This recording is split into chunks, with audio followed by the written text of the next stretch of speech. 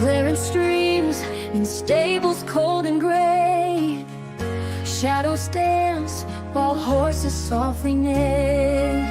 He tells the creatures in the barn each night that one day he'll wear armor shining bright. From dawn to dusk he works with honest hand, feeding mares and working on the land. But he has his heart set on the table round, to join the knights who bravely serve the crown. With a sword and shield he'll join the fight, prove his worth before it's Christmas night. He'll show them all as he sets out on his quest, a gift to himself, a night before Christmas. With a sword and shield he'll join the fight, prove his worth before it's Christmas night. He'll show them all as he sets out on his quest, a gift to himself, a night before Christmas. But chivalry demands self-sacrifice, and when folks need help, this boy does not think twice. He meets the need, though it cost him his dream. But maybe, maybe, maybe things are more than they seem. With a sword and shield he'll join the fight, prove his worth before it's Christmas night. He'll show them all as he sets out on his quest, a gift to himself, a night before Christmas.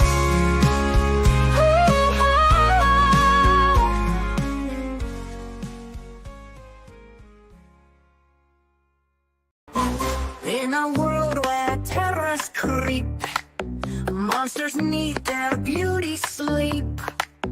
Dr. Black with steady hand heals the beasts across the land. Vampires and creatures of the night find their savior in Black's light.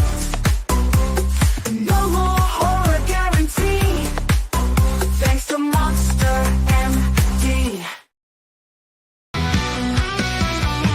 Electric bolts from a stormy sky, leather wings of a dragon's flight, a psychic sword cut through the night, a fiery heart standing ready to fight. Southern nights they rise and soar, God in the south, yeah, they're ready to roar. From the shadows to the shining lights, that they'll protect you day and night. Southern nights. On a catwalk, Teresa struts her stuff, but the fame and attention just isn't enough. When the darkness descends, turning day to night, she takes to the skies with a blinding light. She's a sight to behold, sexy and powerful, brazen and bold. She's turning up for the fight, rooting out evil and shining so bright.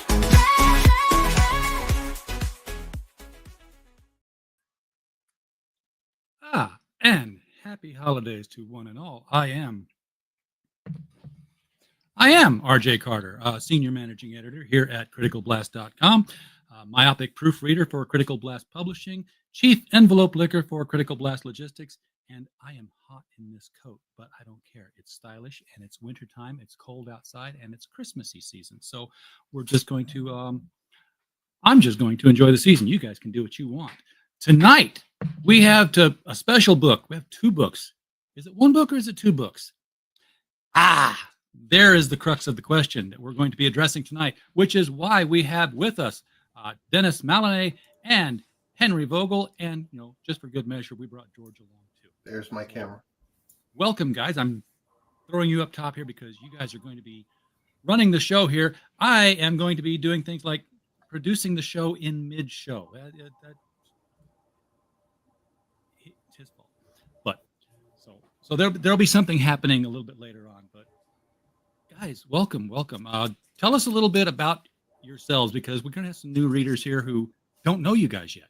We'll start clockwise with Dennis. I'll start since I'm here on the upper left corner, and we're probably going to go clockwise.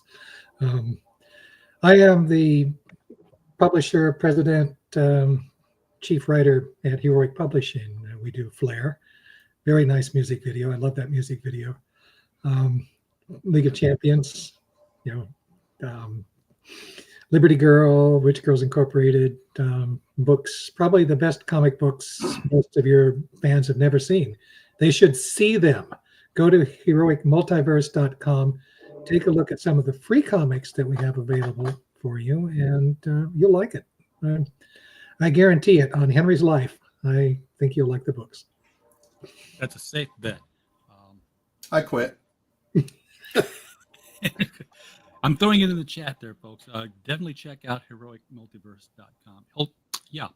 For all the Heroic Publishing. I almost thought I read the URL wrong. I did not. Is it my turn? It's your turn. Okay. So I'm Henry Vogel. I am the co-creator and writer of the Southern Knights, the number one super team of the South. And during the 80s, one of the longest running, I was going to get to that one too. Yeah. One of the longest running, actually, independent black and white comic books that was published when we finally got knocked off by the second black and white bust. We had 34 issues, which there are only a handful that ran longer than that. And of course, he just held up the fabulous X Thieves, another book that I co-created and wrote that it's not really a spinoff of the Southern Knights, but it wouldn't have existed if we hadn't gotten together for a Southern Knights plotting session. But that's neither here nor there. We're going to cover all the stuff about the Morrigan Wars, which happened a little bit after the Southern Knights stopped publishing. And since that time, I've gone away from comics and into writing science fiction. You can find all 22 of my science fiction books on Amazon, or you could come to my website, henryvogelwrites.com. I don't sell directly from there, but I have links to, Amazon. So you could you can find out more about the books and go there. And I hope go buy some, including especially the Southern Knights and the Morrigan Wars, which feature the Southern Knights. Yay. So a little bit about why I'm here. We publish books. George is my business partner in this venture, and business partner / mentor / motivator. And Henry he's blue. Yes, and he's very blue. And I'd been after Henry for a while for Southern Knights, and Henry's like, what can I say? The rights are tied up. And then Henry had the epiphany before I did, almost 3 years into my begging and asking. I still have all the rights to X Thieves, and it was like, yeah, we want X Thieves. So George did X Thieves in 6.5 hours? No, he did a very rapid turnaround. And at which point Henry's like, oh, that's a lot less than 3 years. Hold my beer. I'll be right back. And so we started doing the Southern Nights. We got the rights to that one, but it wasn't complete. He's like, we can't do it because, well, we did this crossover with, League of Champions. There's, other characters involved in the issues. We can't reprint those. Like, well, why don't we ask Dennis what we can do about that? And Dennis very graciously said, let's put together the Morrigan Wars. And if you're, curious about what the Morrigan Wars is, we don't have a video for that, George. No, we don't. No, we don't. But you don't have an XT's video either. I'm just going to mention that. Yeah, you really want to stick it to us, don't you? Merry Christmas. You have an X Thieves unanimated. Who is the singer? She's got a lovely voice. She does have a lovely voice. That's Alice. That's AI. She does not exist. I call her Alice Irene. Her initials are AI. Okay. Huh. But very realistic. It is. It's getting kind of scary good. I do all the lyric writing. I don't rely on ChatGPT for anything like that. I'm of the mind that people love AI until it does the thing they do. So artists hate the artist AI, but they will gladly ask, Google questions to get answers to things. Writers will say, draw me a picture of something, but don't you dare tell me what it is because I will do the writing. So it's all that not in my business. AI is great for everything but what I do. At the moment, and I note that I'm that strong qualifier, AI writing still sucks. So we don't yet feel threatened by AI. We'll see whether that ever happens or not. Not at all. If you let AI write a song, you get the most June Moon Soon tune you will ever hear. Hey, like Rebecca Black. What? Yeah, I wake up, I brush my teeth, I comb my hair, I walk to the bus stop. That's the Beatles. Again, that's a car. Bruce Springsteen. Got up this morning. The house was cold. Checked the furnace. It wasn't burning. No, woke up, fell out of bed, dragged a comb across my head, found my way downstairs. Okay. I bet none of those people in the chat tuned in to hear me quote Beatles lyrics. I will. I think that they came here because they were expecting something interesting about the Southern Knights and the League of Champions, perhaps, maybe. Share my screen. No, it's not going to happen. Well, it is going to happen, but we have time to fill. So anyway, where was I? Dennis said, yeah, sure, we can work out a deal. And we got to where we were selected to basically put the books together. And then Dennis found out that we could do hardcover. And he's like, well, why don't you do the heroic version and the Southern Knights version? So we've got basically 2 versions of the Morrigan Wars. If you are collecting your League of Champions volumes, this is volume 6 of League of Champions. And it's, that collected Morrigan Wars with the Southern Knights episodes and the Flair episodes in it. If you are collecting Southern Knights, you can get the Southern Knights book and finish out your Southern Knights omnibus. With a really cool double cover. Yes, if you're a traditional comic book collector, you will, of course, get both of them because the covers interlock. And that was, that was us preying on the OCD of the fandom that we know exists. It's a beautiful cover, beautiful set of covers by artist Henry Martinez. Who is credited in the book. Yeah. We made sure at the very last minute that got in there. Yeah, that was kind of funny. Wait a second, there's something missing here. There's always that one last thing that's just For the less OCD fans out there, the contents are identical. You're not going to need to buy both issues to read the story. You will feel a strong sense of deja vu if you read them right one after the other.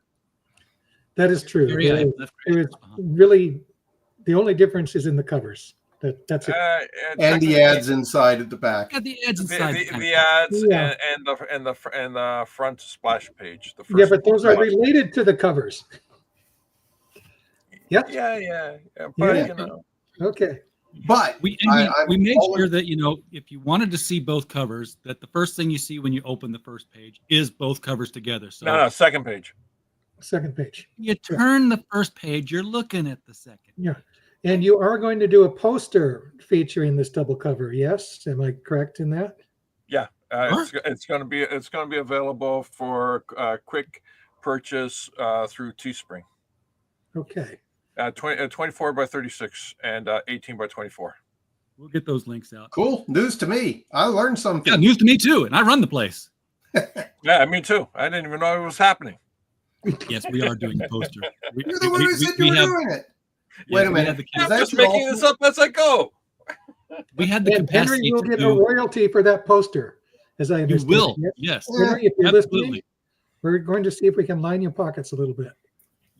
Your agreement that you have for books is all encompassing for all merchandise that we ever do. So if we do T-shirts, and Henry, if this show had happened tomorrow night, you would see a T-shirt, but it's not going to arrive till tomorrow. Oh, there's a T-shirt coming. So there blows that surprise. Yes, there's a Southern Nights T-shirt coming. Wow. Featuring the Southern Nights, right? Yeah. While we talk about this, I will blow it up. So anyway, we put the Morrigan Wars together. What the fans are wanting to know is, what the hell's the Morrigan Wars? Who wants to jump in and start off what that story is? Why not you do that, Henry Vogel, since the Morrigan character is your character? I'll tell the story to lead up to it. I've already mentioned that, in 1989, when the Southern Nights survived through the first big black and white bust, and then they built back up again afterwards. But the second bust, when a lot of the comics dealers just said, "Oh, if it's black and white, throw it out. We're not gonna carry this stuff anymore," and the sales dropped below break-even point, and David Anthony Kraft and I reluctantly pulled the plug on the book. The book had been dead for 3 years when Dennis contacted us and was like, "How about we were at the Atlanta Fantasy Fair? Wasn't that hard to get in touch?" Well, we must have discussed that fairly early then, because I don't think it was still the Fantasy Fair by 92. Oh, okay. I don't know. That was a long time ago. But so Morrigan, first of all, in the Morrigan Wars, she is a villain that the Southern Knights went up against in Southern Knights 15 and 16. And she returned again in issue 33 for a little while, maybe 32 also. So she is a goddess, and it's been too long since I looked into her, but she was one of the Celtic goddesses, and she was spending her time with all the other retired unworshipped deities at the Holy Ghost Memorial Home for Unworshipped Deities, as seen in issue number 15. That's the theme of Gods and Services. There you go. Our other book. Yep. And if you ever wondered what purgatory, the Catholic purgatory is, it's being on the staff there. The idea is that she breaks free and is trying to regain her powers, and contacts a druid who served her, who just happened to have slain Dragon's mate way back in like the 800s or something like that. So she contacts the reincarnated soul of the druid and brings back his memories, and the Southern Knights battle it out with her across 2 issues. Dennis was the one who thought we should have a crossover. Let's do the Southern Knights and the League of Champions and Flair. And I don't know whether Dennis proposed Morrigan or if we were trying to figure out exactly what our best villain from amongst the selection would be. But we ended up with... That was me, because I figured of all of the villains that you had, a powered up Morrigan would be capable of taking on an entire 2 teams of superheroes. she was the most powerful villain that they went up against. That is far and away correct. So Dennis contacted us, and we were all in favor of having the Southern Knights back in print for a while.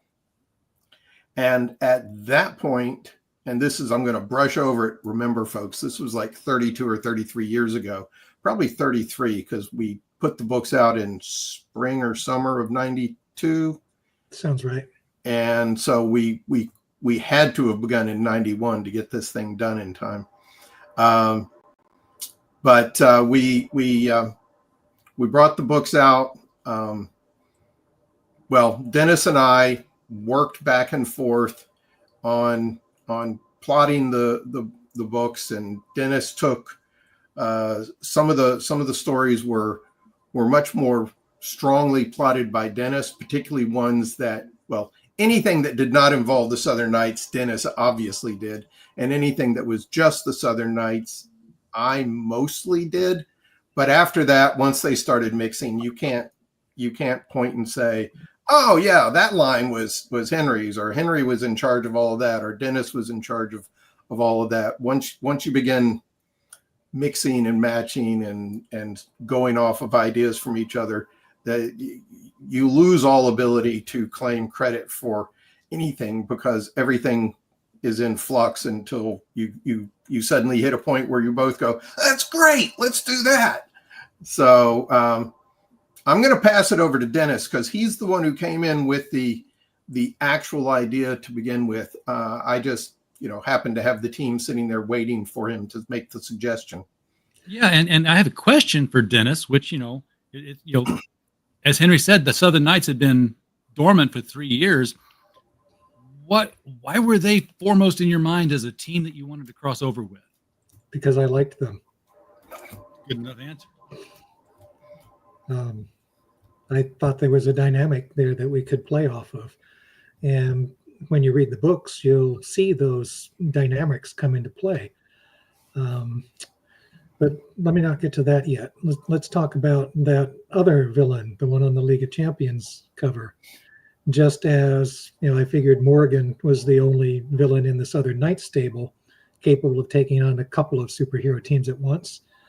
On my side of things, the only villain that we had done anything with was the supposedly invincible Thugmaster, who is pictured there on the League of Champions cover in the slouch hat and the trench coat, all dark and menacing and evil. He'd appeared as an antagonist in a few issues of Flair. We had not really gone into much of what his powers are, but he is extremely formidable. And that kind of gets to the time travel device that you see separated between the two covers there along the spines. The reason it's the Morrigan Wars is because Morrigan took it into her head when she learned about the time travel device that the Southern Knights had captured in one of their adventures. Henry, what issue was that? That was actually the end of issue 16. The device was created in probably issue 15, and then in the aftermath of issue 16, the Southern Knights kind of ended up with it, but they didn't come home with it until the end of issue 18, because they went off to an alternate dimension through that thing for issue my sword and sorcery fantasy, the issues 17 and 18 of the Southern Knights. Okay, so we had this time travel device. The obvious thing for Morrigan to do was to steal it, go back in time, and fix things so that she was still goddess. And I brought the Thugmaster in because the Thugmaster can actually manipulate time somewhat. And he was not keen on the idea of someone actually having a time travel device. Time travel is terrible. I hate it. I don't like time travel stories. There's no real restriction on it, and it's difficult to work with. But that having been said, the genesis of the plot, past, present, and future. What happens is the amazing Darkon, one of Flair's enemies, who's standing next to the Thugmaster, basically activates it, blows himself up, and sends our teams of heroes across time into alternate realities, an alternate past, an alternate present, and an alternate future. The only one who doesn't go is Rose, who has her own natural ability to sidestep realities. She's still there. She punches Morrigan in the face, steals the time travel device, and goes out to try to bring back the Southern Knights and the champions from wherever the heck that is that they are. And that's our plot. Morrigan Wars, 3 different sequences in past, present, and future. The It's a fun plot. middle one was pretty much, I think, Henry's idea. It would not have occurred to me to put heroes into an Ayn Rand type of world. That had to have been Henry's idea. I'm pretty sure it was. Actually reading that, I kept saying, oh, this is what's going to happen. And, of course, I did kind of write that, so I should know what it was. But still, yes, the whole idea of basically a complete anarchy where everybody, where everything that both our heroes and our villain are looking for in the way of social structure and administrative state and things like that, none of it exists. So it confuses the heck out of everybody. Yeah. The future timeline is our Eternity Smith timeline. Our time traveling hero from the 21st century, as with all stories, it becomes a bit dated, but it was an opportunity to explore that world, which we had not done in the Eternity Smith book, because that happens in a contemporaneous world.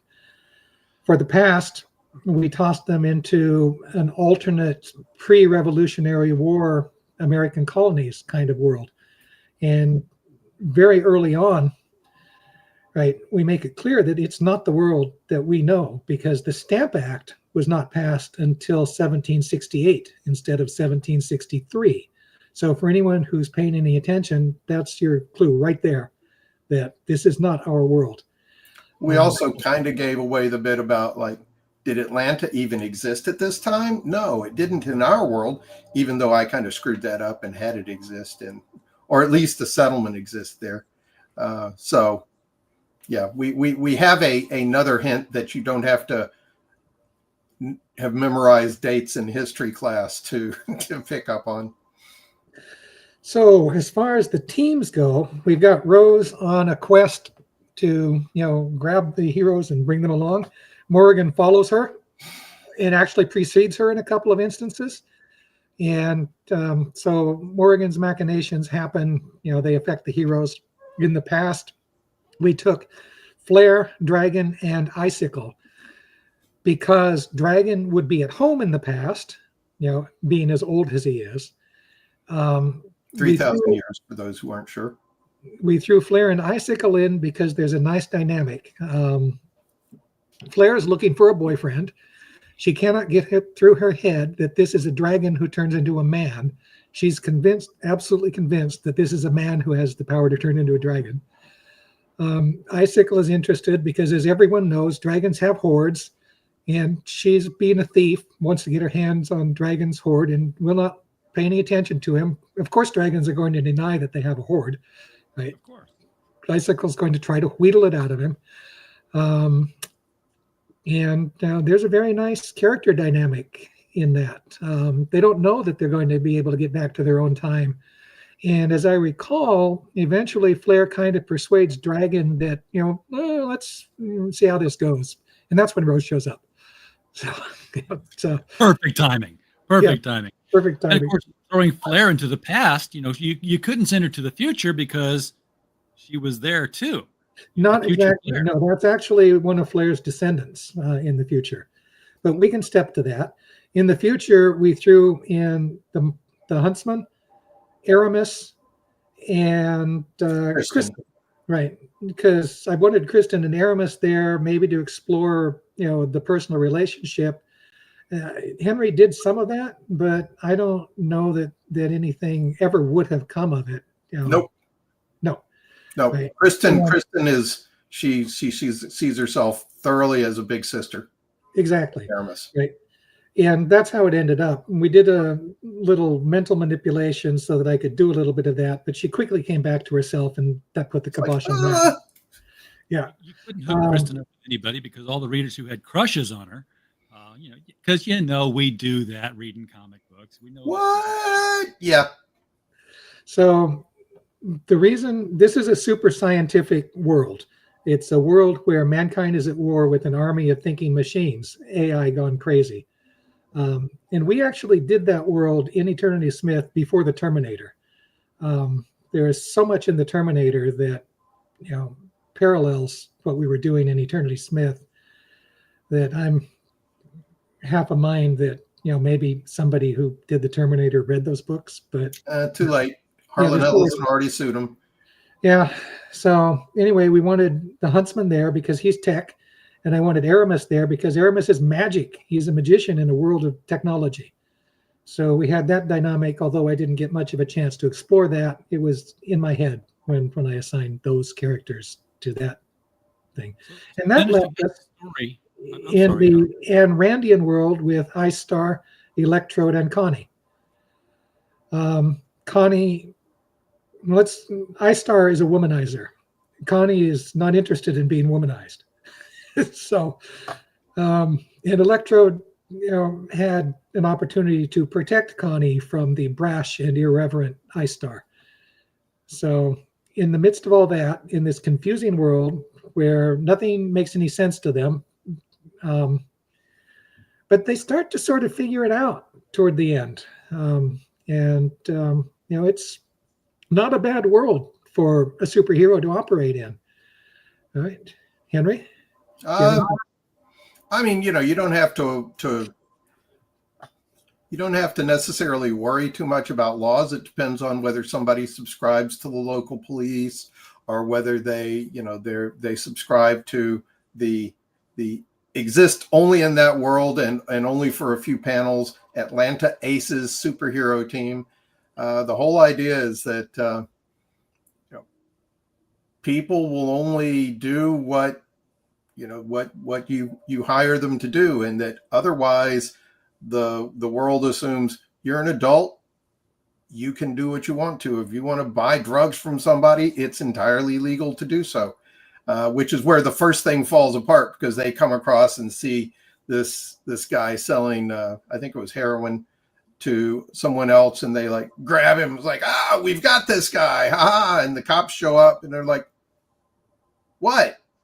what's going on? And it's like the drug seller is like, I was just selling heroin. It was not and the cops, like the Southern Knights and Ice Star, are like, yes, that's exactly it. He's admitting it. And the cops like, so what am I supposed to do? And the drug dealer is like, arrest them, arrest those guys who are bothering me. And, interfering with my business. Yes, pretty much. And it takes them a little while, and it's not just them. I mean, Morrigan shows up and runs across. We imply perhaps a descendant of hers, who's like just fishing in a pond, and Morrigan is like, "You will now serve me," and the woman's like, "Yeah, screw you," and Morrigan throws her into the pond, and the woman fakes drowning so that Morrigan goes away. But Morrigan also runs into the problem where she accosts the guy in an alley and says, "Who's in charge around here?" And the guy's like, "In charge of what? I mean, what are you looking for? In charge of the police?" It just confuses everybody that the world works vastly differently from what they're used to. But again, they can figure out the rules after a bit. And by the end of the episode, they've at least figured out how to play the rules well enough to get by. Fortunately, they're only stuck there for a little while. And the homeless guy did get a pizza out of the deal, as I recall. With anchovies. Oh, well, I don't know why you'd want that, but uh, yes, I'm pretty sure they got a pizza out of the deal. I don't remember exactly, but that was a fun little issue to write. And one thing that I included in there, the Atlanta Aces actually recognized Flair. Yes. She's a goddess. She's kind of iffy on what realities she exists in or can be. So that's it. Dennis, let me ask you something here. You brought Eternity Smith into this. This story sprawled across League of Champions, Southern Knights, and a couple of Flair issues. Was there any thought at the time of saying, you know what, let's put the Eternity Smith chapter in an issue of Eternity Smith, or was that just going to be too? No, there was no thought of doing that. Eternity Smith was not in the story. Right? It was just some supporting characters that I wanted a chance to develop because I was planning to use them at some later time. So I wanted to do some development. The Flair of the future is, in fact, a descendant of Flair. She was Smith's partner in that future world. Sabrina Martel is her name. And we have used her later on in an issue of Flair. She eventually comes back to the past as well, and we do see her at one point. Also, Smith's daughter, Skylark, is immortal due to an incident that happened in Antarctica in an issue of Eternity Smith, and she appears in that alternate future reality in her costumed identity as Tesseract. So I had a little fun with it. Gave me a chance to do some things I'd not been able to do in the Smith comic book. So. By the way, people over there in the chat, we are looking. I tuned in so that I would be aware of the comments that were coming in. So, hi everybody. I just haven't joined the chat, so I'm not writing. Do we have any good questions? I'm sure we do. We must have some good questions. Oh, there's a T-shirt. That will be in the T-shirt. Cool. That will be in the in our Sticker Mule store as soon as I get it in my hands. The Sticker Mule store is interesting. It's not like Teespring. Sticker Mule's figured out that you can't just make a T-shirt and put it in the store, but you can make a T-shirt that you buy, and then if you buy something, then you can put it in your store. Huh. So they're guaranteed one sale of anything that ever goes in the store that way. Oh, okay. We did the 3, but we didn't talk about the conclusion of the story. After Rose gathers everybody up, there's a big free-for-all. There is a huge free-for-all where everybody makes the mistake of turning Dread loose. Dread being the first supervillain that the Southern Knights ever went up against. And there he is on the Southern Knights cover right next to Morrigan. Yes, the guy with the weird skull, upper skull looking. That's a mask. It's not really his face, at least as far as everyone knows. It's a mask. Ooh, there's a question. How much fun is it to revisit all of these stories? I can answer for myself. It's an absolute blast. I have said this many a time. Some of my fondest memories are attending the comic book conventions or getting together to brainstorm issues of Southern Knights or the X-Thieves, or even just talking on the phone with editors or people like Dennis when discussing what to do with these things. You get to be old like Dennis and me, and this takes us back to when we weren't old. We can go back to the days of the 80s and the very early 90s when we were in our 20s or 30s. So I think it's an absolute fantastic thing to do. Erwin Bird can answer you can blame the Thugmaster for Dread. He foisted Darkon off on Morrigan, actually more to be a hindrance to her than anything else, and it worked. I mean, he sabotaged her plan to get the time machine. And then he went and fetched Dread out of prison, figuring that Dread would be a good ace in the hole. Didn't work out quite as well as he'd hoped. But You can't. anyway. Villains can't trust villains. They should know that by now. Well, that was part of my thinking too, right? The Thugmaster, while seeming to cooperate with Morrigan, was actually working against her. Had they been working together, actually working together, I don't think the champions and the knights could have beaten them, right? But the fact that they were actually, although Morrigan didn't know it, at odds with each other was what gave them the opportunity to defeat the bad guys. That's an important and fairly standard trope when you deal with evil going up against the good guys. The good guys can be outmanned, outnumbered, and still emerge triumphant because the nature of evil is that it can't work well together. Everybody's always looking to sort of get their own one-upsmanship going. So, they can't work together. They can't create, all of that stuff. Do we have any questions? Erlenberg asked who wrote the sexy dance pop theme for Flair. I write all the songs. I don't write the music. I describe the music, and I take the pieces that I like, but I do write all the lyrics for all the videos, including Dennis, this one. Yes, correct. 12 years in shadows, hiding away. A hero awaits to emerge into day. His legacy lives in his son by his side. They're chasing a truth that can no longer hide.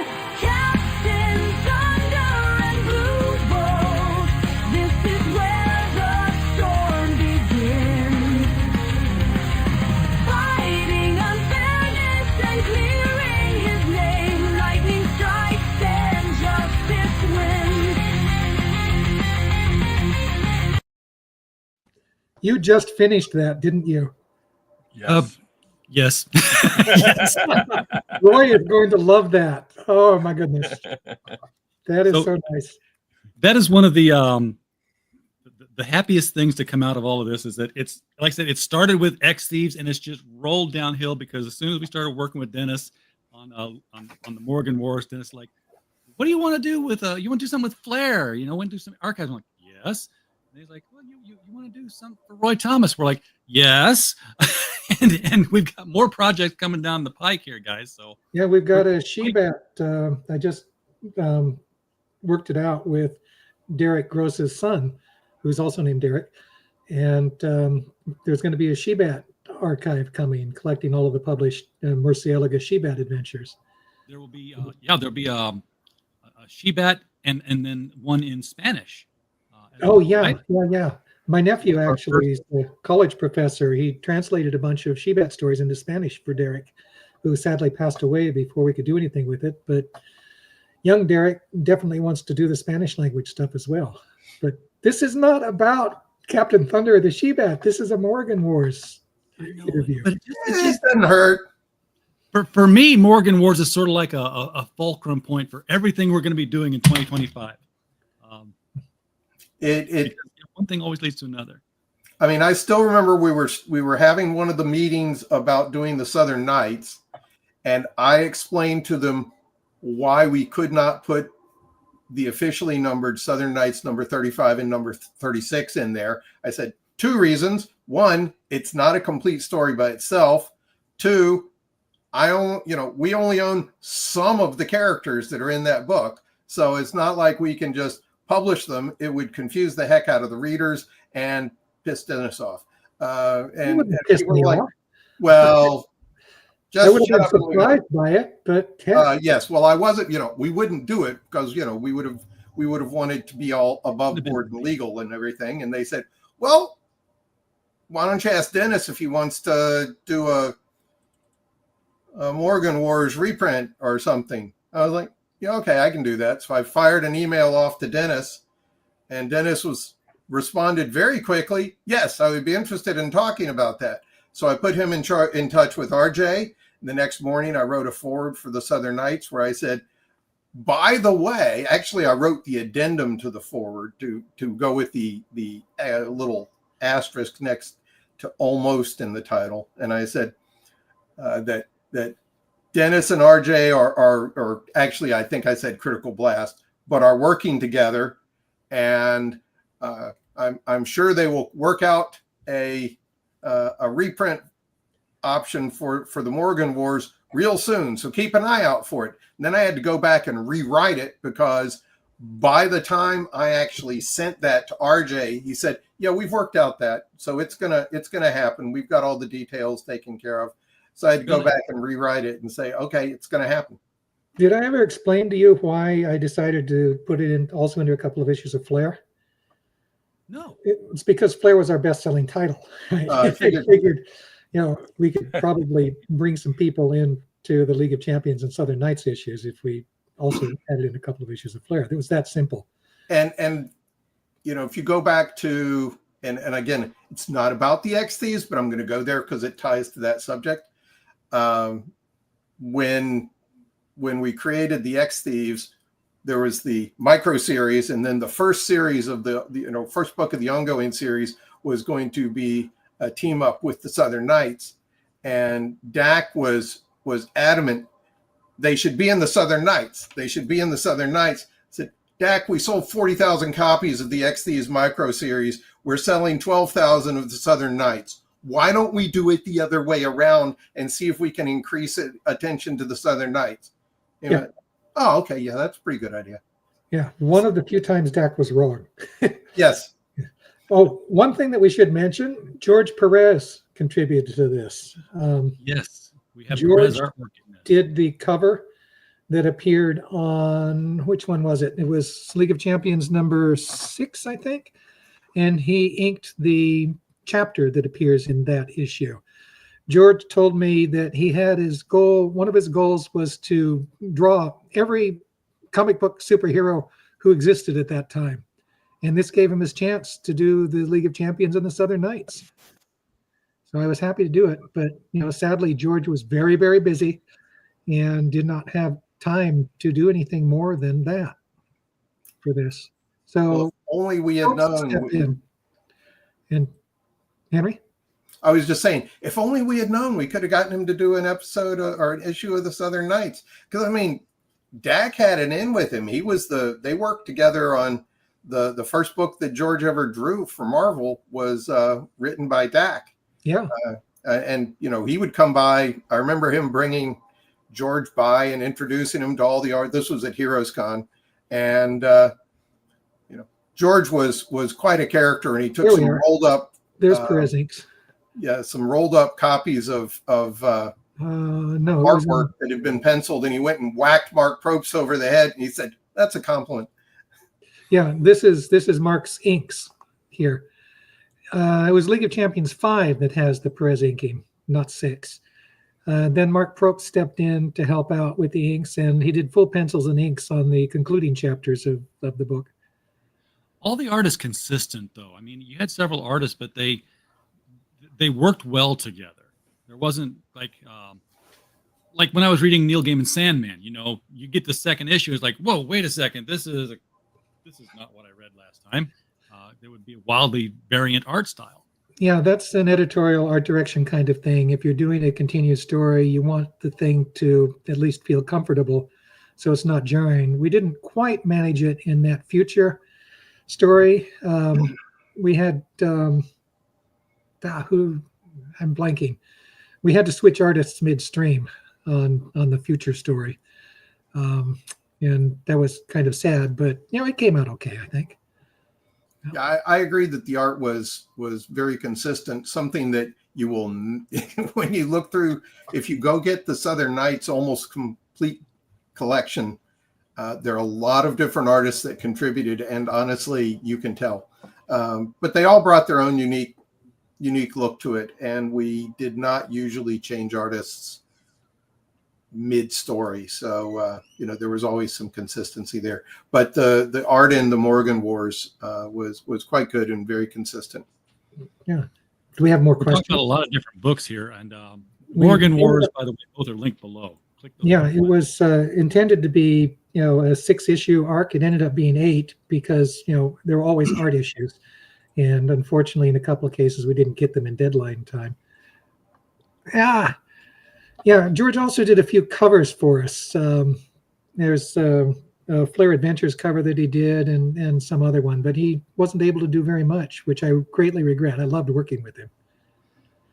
So Henry, you're the first person I know that has actually gotten this book. In fact, I talked with George. I said, "You realize you had gotten your books or had ordered your books the traditional path, which was ask RJ to order them, and then I make the order. And then with Dennis, hang on, make him big. It's huge. It's freaking huge. This thing will stop probably. Show us the spine. Show us the spine, Henry. There you go. It is. I mean, to put things in perspective, here's my hand. I do not have tiny hands. I mean, it's not like I have huge hands. I'm not. Yeah, Henry's hand's like a foot long, Yeah, no. But, the Morrigan book is not small either. How many pages? It is. You've got all of this artwork. It's gorgeous. He cleaned it up. George did a great job cleaning that stuff up. And it was a Tuesday. Yeah, it was a Tuesday. It literally was a Tuesday. It's the cosmic time of the week when all the world's work gets done. And for those of you, here you go. This is, I'm trying to get it into my camera here. This is like Willie Pepper's pencils for what would have been Southern Nights 35 if it was published in 1989. And instead it became Southern Nights 35 when the Morrigan Wars came out. But, if you're unsure of what's in there, the absolutely never before seen part is some of the filler artwork that's in there, and 11 pages of gorgeous pencils by Willie Peppers for the issue that never came to be. Oh. Well, never say never. Never came to be thus far. Thus far. Yeah. You could do an issue 37. Anyone know John Burns' phone number? John knows it. John Burns. Yeah. So John does know. What about more questions? I saw one flash up, but we didn't answer it. Which one did we not answer? Was it it was more of a comment about George Perez? Okay. And that's why we didn't answer it. Yeah, if you look over on the right side of your screen, there'll be private chat and comments. If you click comments, it's the bottom one from Heroinberg. Oh, I see. I did not know that this worked. Somebody gave RJ a compliment here. I know. It's like, that's crazy talk. He's complimenting the writing, and all I do is make jingles. So Well, you write good jingles. How's that? I try my best. Yeah. I was at a book signing today, which was my own book, so I try to keep my hand in it. Oh, we don't want to talk about your books. I don't make any money when you sell books. No, I don't make any money when I sell books. I know that one too. 488-page Flair archive. It is a big book. How big is the Morrigan Wars? 280 something? No, it's less than that. 360.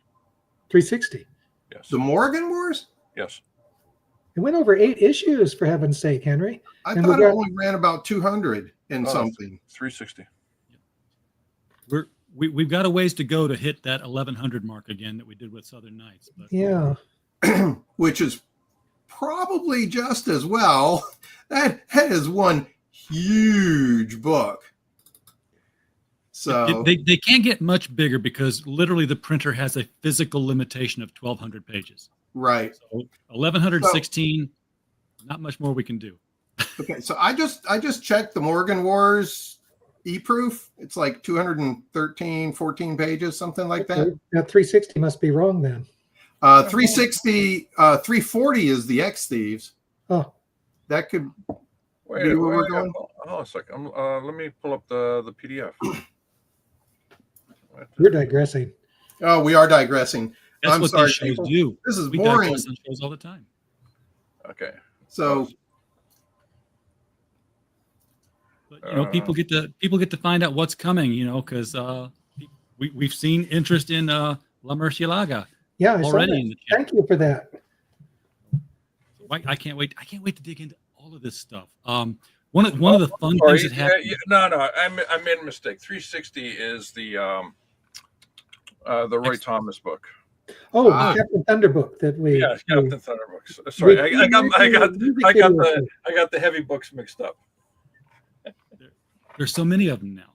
No, 360. Yeah, 206. Captain Thunder book contains every appearance of Captain Thunder and Blue Bolt, including the retailer poster that we sent out to retailers around the time that the Sparkplug crossover. Thank you so much for sending me this 80s collectible item here. Yeah, there it is. That was drawn by Rick Hoberg. It's got all of the characters, well, a lot of the characters. Captain Thunder and Blue Bolt, Eternity Smith is on there, Flair is on there. Yeah. It's gorgeous, and it was made for a nice clean scan to get it into the book. And there it is. This is the artwork that came to us, but yes. Because of the Heroes comics was going down into the center of the spine. Dun dun dun dun. We changed it. We moved it. We moved it, and that's cool. I don't know if you saw that or noticed it when we went in the spread. Where's this? Yeah, I didn't notice it. Okay, first we removed the words, mm-hmm. and then let's see. I have to actually go into the actual document. Hold on a sec. While he's digging that up, I'll just toss this out. I know I've talked to RJ about this in the past, but for any fans that are out there that are curious, is there a way to maybe get a much lighter, easier to hold digital version of these books? We're working on it. We're working on it, exactly. I highly recommend drivethroughcomics.com. All of our digital stuff goes through drivethroughcomics.com. If you want digital copies of the original issues that these stories appeared in, you can grab them from there. We also sell digital on our website, heroicmultiverse.com. Yeah, now those are PDFs, not set up the same way as, say, a Comixology that you would get from Amazon. And I think you're aiming more for that Comixology thing. We're actually aiming more for the static page PDF. I do not have the programming skills that I want to get into the zoom in and zoom out on a single panel and have the panels pushed forward. It's a pain in the butt. That's why we. Yeah, that's not comics anyway anymore. Yeah. Traversing the panels is comics because you're building. You got to make the connection in your head between the two panels. Oh, for Flair fans, we should also mention RJ. We did some Sunday pages for Creator Syndicate years ago. They were never able to sell it, but there's something like 100 Sunday pages featuring Flair. Hey, giddy up! Let's do this. We are going to do it. It's on slate. I just have to collect them all together. Problem I discovered is that some of those files are a little bit corrupt, so I have to find clean copies of them. It's been so long since we did that.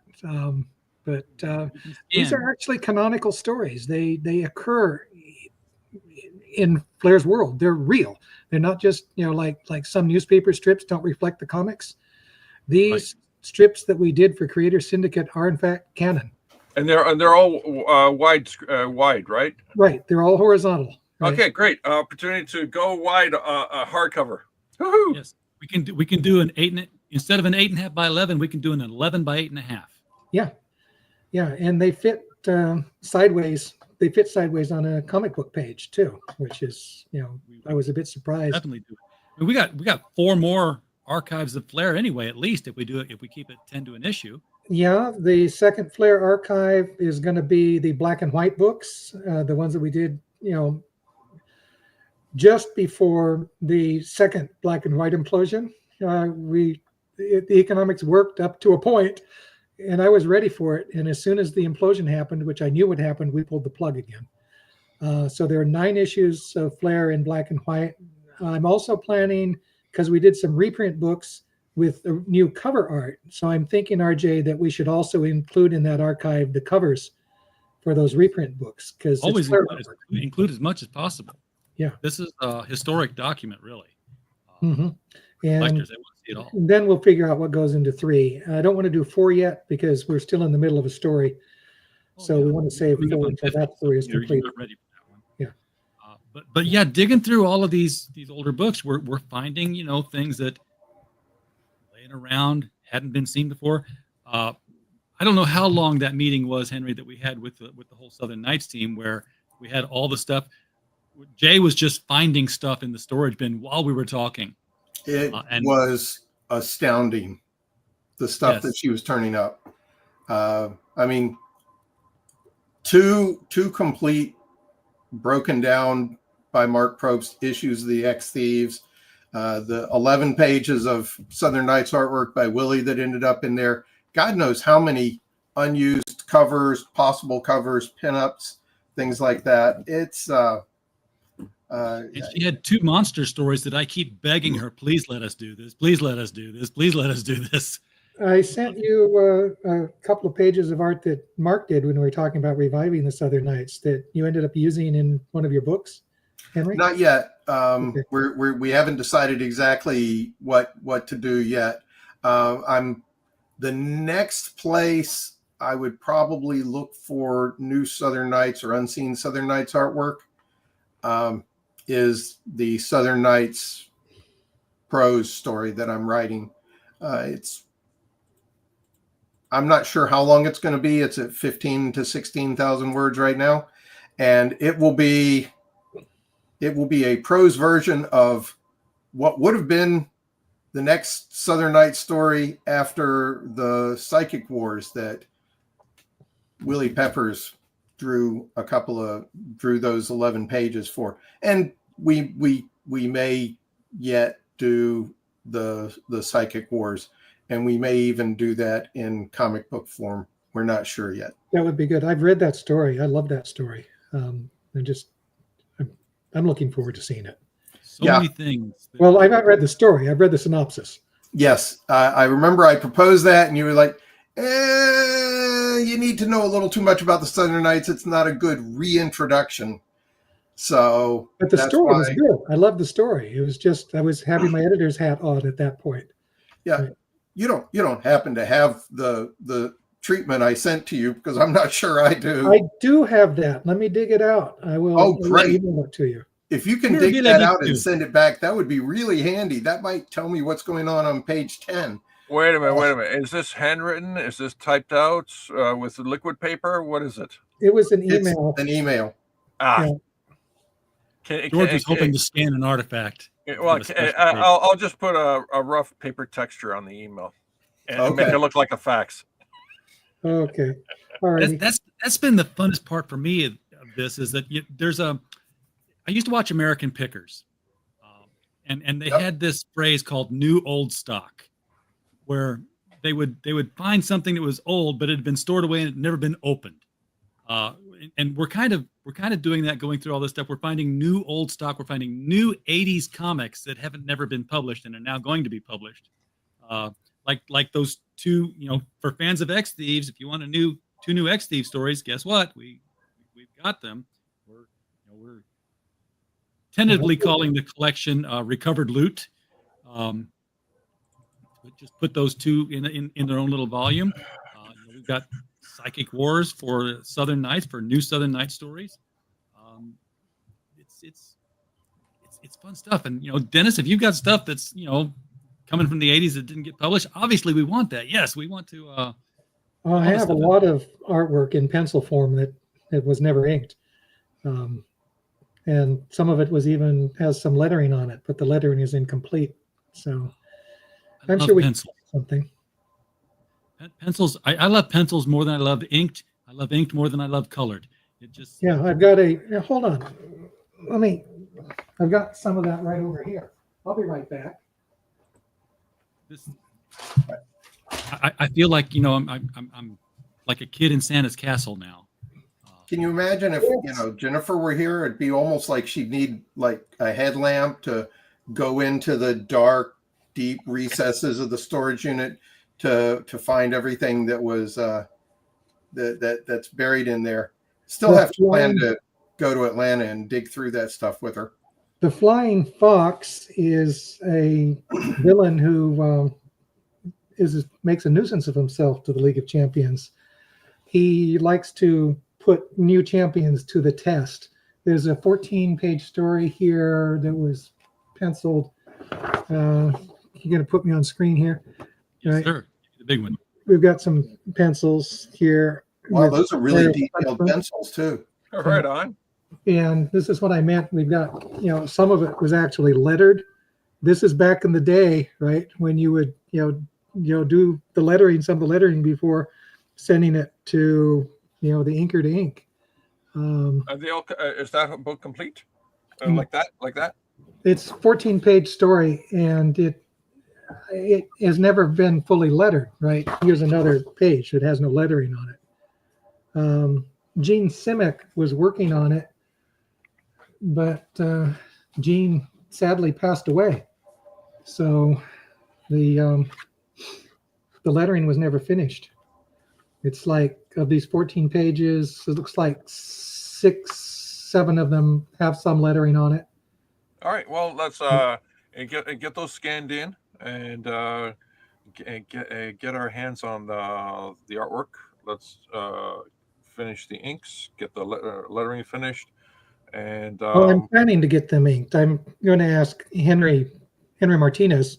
I was going to say, not me. No. Yeah. To take these pages, what I'm going to do is I'm going to send him the scans of these and see if he can polish it up. George, what are you sharing here right now? This is a sample test of X Thieves. This is one of the X Thieves unpublished pages. It got scanned in, cleaned up, made into a blue line, and then right there, I did a ink test over it to actually understand if the concept of working the blue lines would work. And this was just a very quick test sample. I've done that too. I've taken pencils, good quality pencils, highlighted the Oh no, this is actually inks over the blue line. Oh, I see. Yeah, the test was to see if the blue line would be able to create enough contrast so you actually see the line work past the paper, which was very, very coarse, very rough, and the color of the paper was very close to the what do you call it, the pencils.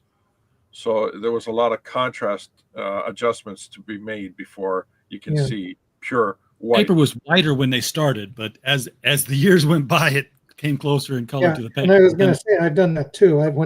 On occasion, when I've had really good quality pencils, I've heightened the contrast on it because if they're good enough, you can maybe do it without.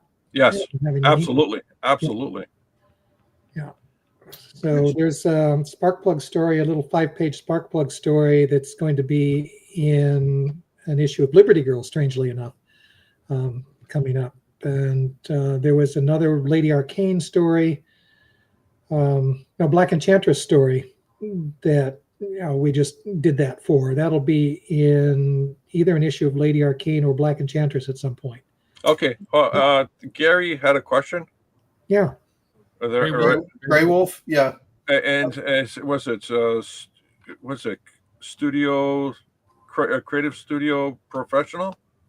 Is that what it is? Or if it's anything like Photoshop, you copy the pencils, put them into an alpha channel, invert the alpha channel, go back to your main channel, your main color channel, delete the artwork there. Yeah. Have a white page, and then bring in the alpha channel, and then just fill in, instead of black, you fill it in with blue, and there you go. You got your blue line. Okay, I heard a lot of Star Trek words and nothing at all about art. You bypass the password protocols to open the door. Wait, you didn't say reverse polarity yet. Yeah, You gotta reverse that's after you get through the door. He in fact reversed the polarity on the blue lines. Yeah, that's Yeah. it. Oh, He did when he for said once invert that the actually colors. makes sense. Dennis, one of the things that we also talked about coming out of all these projects was Witch Girls. Oh yeah. We want to do that. We've been starting to do some role-playing game supplements, and I've talked to Henry about doing one for the Southern Knights. I need some stuff from you, Henry. Yeah, I need a chance to work on that stuff. I did give the guy from the company, Greg? yes, I gave him access to the Southern Knights PDFs so that he could look through the book himself and also have access to all the retail information. I just need to sit down and go through everything and record who's who. And of course, now I have an easy way to do that. Reference book. It's Anyway, all in one place. We've done a League of Champions source book. We've done a League of Enemies source book. I encourage Mr. Henry Vogel here to do a Southern Knights source book. What we're going to do with the Witch Girls is a little bit different. We're going to try to time this so that whatever Witch Girls volumes we do in an archive format will come out at the same time as our Witch Girls Adventure book, which... There's an easy way to control that. Yeah, there is. So anyway, the adventure book, the premise is that Rose and the Black Enchantress, who are the principals in Witch Girls Inc., which is a detective agency run by witches, are busy with something big, but they have all these little cases that they don't have time for at the moment. So they send out the word, we're hiring. And the premise of the adventure book is that the players who, play in Champions version 2, version 6, 6th edition Champions, will have their own characters, limited abilities, some sort of occult background, and they will take on, whenever they feel like it, these half a dozen or so different cases that we include in the adventure supplement. He's making a huge comeback. The reason I held up those DC Heroes ones is and that's the premise, right? On Kickstarter right now. So we are going to do some Witch Girls volumes somewhere down the road, and we'll see. I haven't figured out how we're going to do it. I expect we might do a Psyche volume, a Black Enchantress volume, maybe a Witch Girls volume, but we'll have to wait and see. Yeah, Cryptozoic is making a lot of money right now by reissuing all the DC superhero role-playing games. And they're making dice and everything. I'm like, why don't you make the little pewter figures? That's what I want. That's what I had. I want back. Don't know where they went. Okay. Well, anything else here? We seem to have discussed. Now we really are digressing at this point. I know, but I want pewter figures of League of Champions and Southern Knights. So Oh, I'm all in favor of that. Yes, you get that done. There were some pewter figures of the champions back in the 80s. You may be able to find them on eBay if you look hard enough. I'll do that. What I'll probably do is I'll try to find somebody who knows how to do some 3D prints. Hold on. I don't have any figures of the Southern Knights to bring out. But we could get somebody to do 3D prints of them. Yeah, we could. Where is it? He's got a room full of printers. Well, and bags of resin hanging from the ceiling. The blue guy can do it, huh? Oh, look, he's 3D printed something of his own stuff.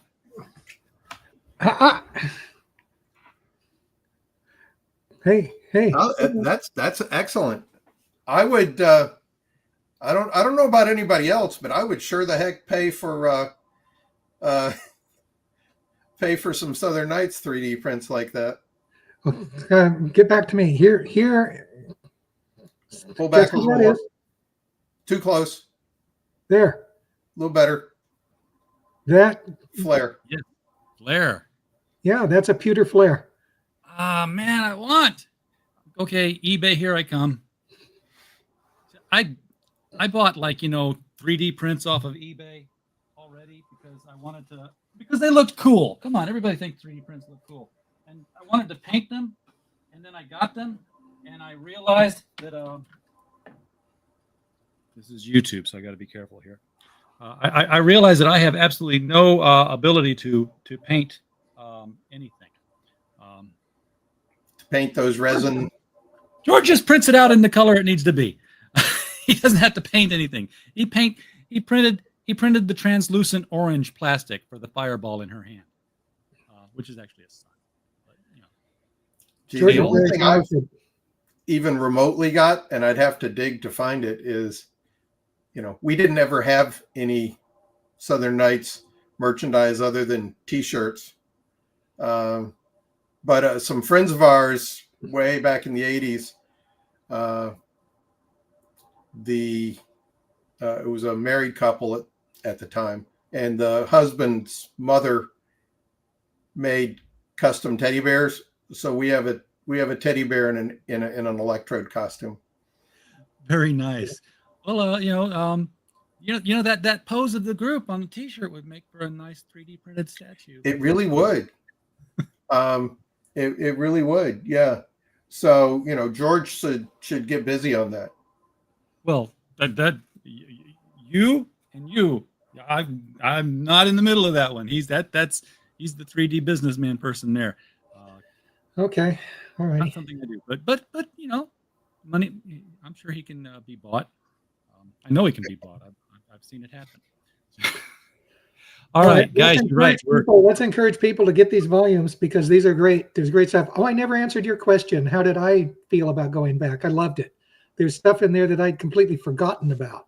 That team of villains that the Thugmaster brings together, which includes the Dash. I'd completely forgotten about those guys. It is fun. It's fun to revisit this stuff. So many years later. Not in geologic times, right? It's not that far back in geologic times, but it's not really. For those of us with limited lifespans, 30 years can be a lot. Yeah. Especially the further towards the end of the spectrum we are, the more that seems like, another 30 years would be a lot.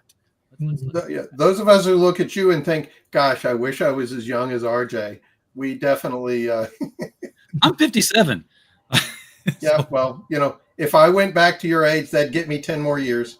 So, but folks, you can see how the quality of the books. So you don't have to. You've seen Henry hold up the great big. His book was 3 of these. So yeah, if you must, you can actually beat up a bully with it. Yeah, or a home invasion. Yeah, get them on the ground and then just bring it down quite mightily.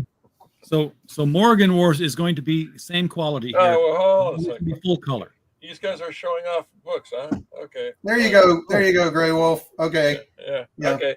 Yeah, I got a 5x8 version of it. Huh? Look at that. Yeah, it's 5x7. So 5x7. The digest surprised the heck out of me. My 67-year-old eyes could read it. It's freaking awesome, man. Marvel and DC did this stuff back in the early 70s. This is awesome. So Dennis, if this is something you want to do a little bit later on or as soon as possible, either way, I don't care. We do the 8.5 by 11s, and then we make little paperbacks that are travel size versions. I could go for that. There's also the smaller, the not quite so large paperback too. There is. Yes. We usually do three things, and we just didn't get our. Go ahead, Simon. I'm good with it. Yeah, okay, George. New flares, new blood, new Captain Thunders, and we won't do Morrigan Wars. Morrigan Wars. We won't do Morrigan Wars yet. We'll wait until we do the. Am I going to let the cat out of the bag too early? No, gosh. We'll wait until Project X. Yes, I was about to say that. Exact word. Once Project X is out, it will fit in better to do that. But for Flare and for Blue Bolt and for help me out. There's a third book we did. What is it? Flare, Blue Bolt, and Morrigan Wars are the only ones you've done with me yet. I keep thinking there must be another book. Maybe I'm thinking ahead of the game already. You may be, because we've been talking about several projects. Yes. And And there's even going to be Missing Beings. Oh my yes, gosh, that's gonna be awesome. We missed that. All the backup stories that were in Southern Nights. Yep, it was It had nothing to do with Southern Nights. It was done in 3 issues and added up to about 30 pages of story, but it was a complete story and that ran as a backup in Southern Nights 7, 8, and 9. I had hoped to keep going with that, and I was going to put it into the same universe. So I was going to have Mark Dagan have an appearance in there. It's set hundreds of years in the future when mankind has spread to the stars, but he'll still be alive, assuming no supervillain knocks him off. So, because dragons, they live forever. Yeah, but when you do that, when you show a character in the far future, you take out all the suspense of. No, you don't. No, you don't.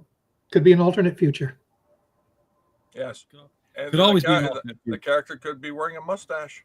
Yeah, I mean, Lightning Lad and Saturn Girl didn't have to get married. Nope, they didn't. In fact, I don't know which Legion we're on now. The Legion has altered so many times. For me, it's always going to be, the one burned into my teenage brain is going to stay constant. That's the one that Dave Cockrum redid the costumes on. He came in when I was 13. I'm like, perfect timing, sir. Perfect timing. The Jim Shooter era? Yes. Basically took a Victoria's Secret catalog and turned it into a superhero team. I'm there. No, that was after Shooter. Shooter was at the tail end of the Adventure Comics run. All right. Well, guys, thank you so much.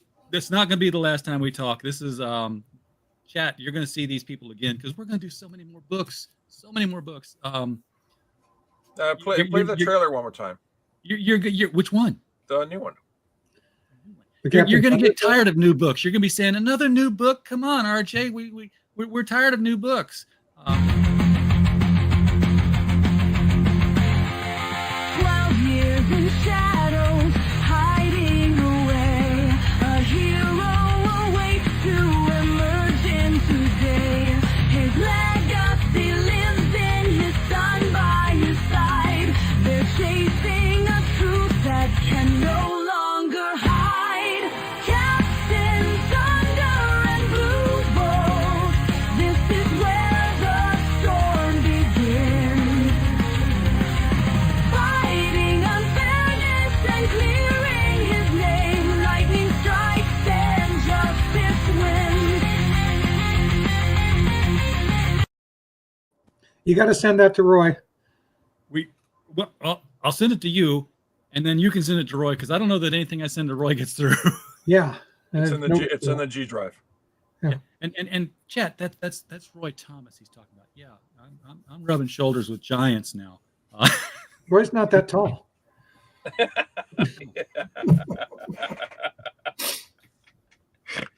And on that note, we're going to end the stream. Thank you guys for being here. Thanks Everyone for in the chat. You're more than welcome, people. Thanks for listening in. Quite frankly, we wouldn't be doing this without y'all, and we sure the heck wouldn't be doing this without y'all, because otherwise we'd just be, why would we even produce comic book stories if we don't have anybody to read them? We'd be watching Netflix all the time. Exactly. So, Alrighty. Good night. Guys Good night, in the chat, everybody. thanks for being here. We don't have a show without you. We're just a podcast falling in the woods otherwise. So while you're here, as always, we just hope you have a blast. Good night.